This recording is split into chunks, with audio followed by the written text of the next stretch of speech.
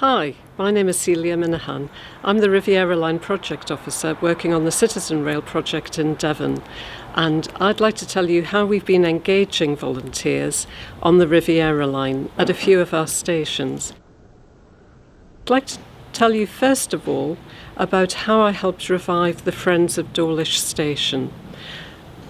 Dawlish station, the rail line broke very dramatically in February 2014, and as part of the efforts to rebuild the station, I revived the Friends of Dawlish, who'd become a little bit inactive, and there was a great opportunity at Dawlish.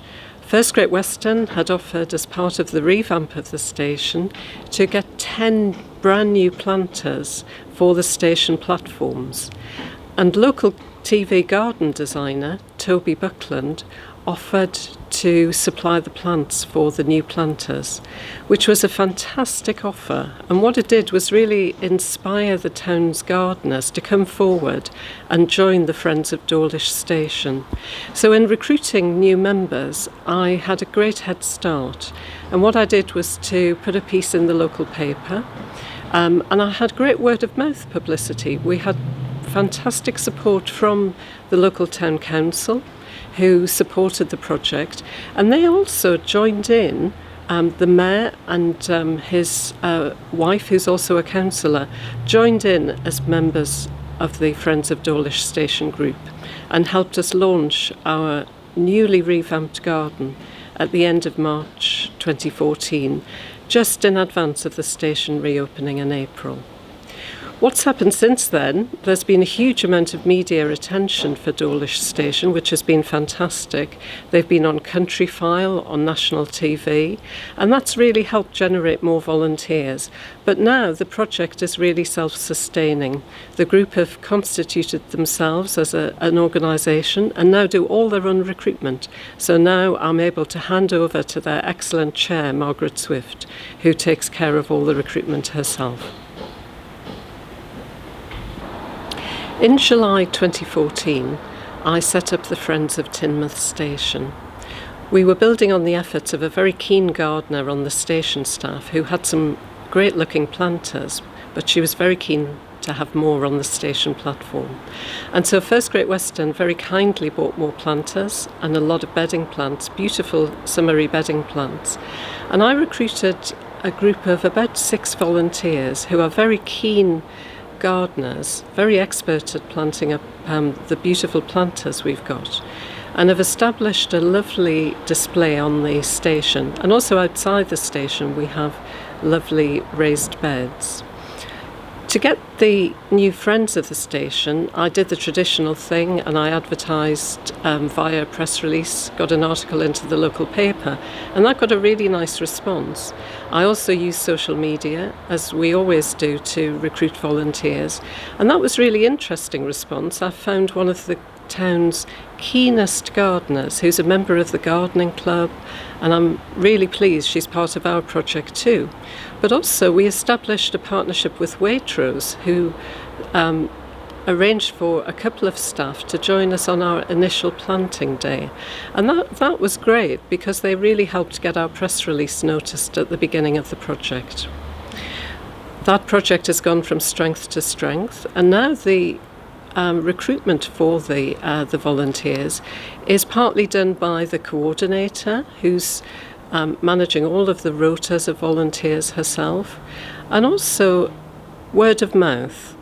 And I do a lot of work with the town centre manager in Teignmouth, and she's really helped too to put the word out about all of our efforts and help us to attract volunteers.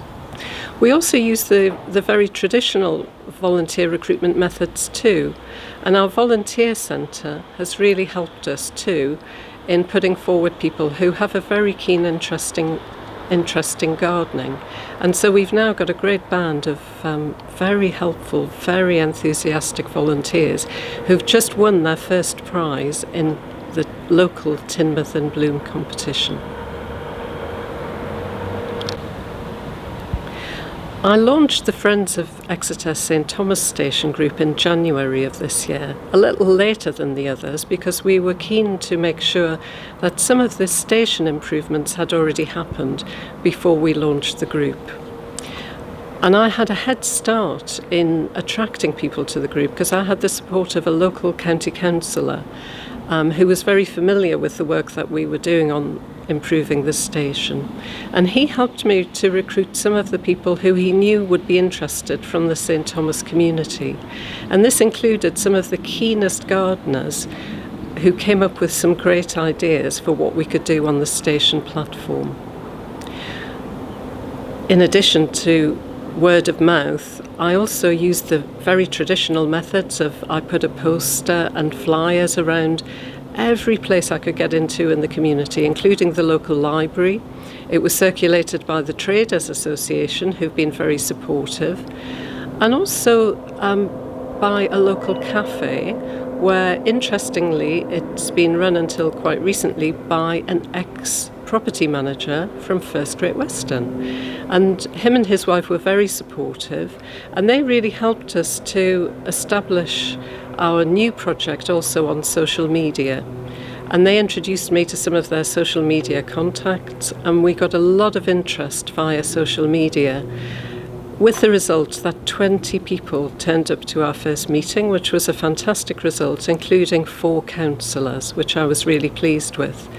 And we've had some great ideas generated from that first launch meeting.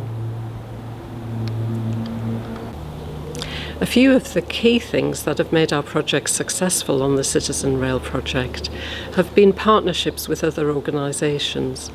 Our station adoption agreement with Robert Owen Community's Learning Disability Charity has led to an incredible prize-winning station garden at Torquay Station, for example. Other partnerships have really embedded the project and the local stations in the community, and we've become a key priority for local councils, traders associations and other local organisations, gardening groups in the town, and which have ensured that the Citizen Rail work will continue after the project has finished.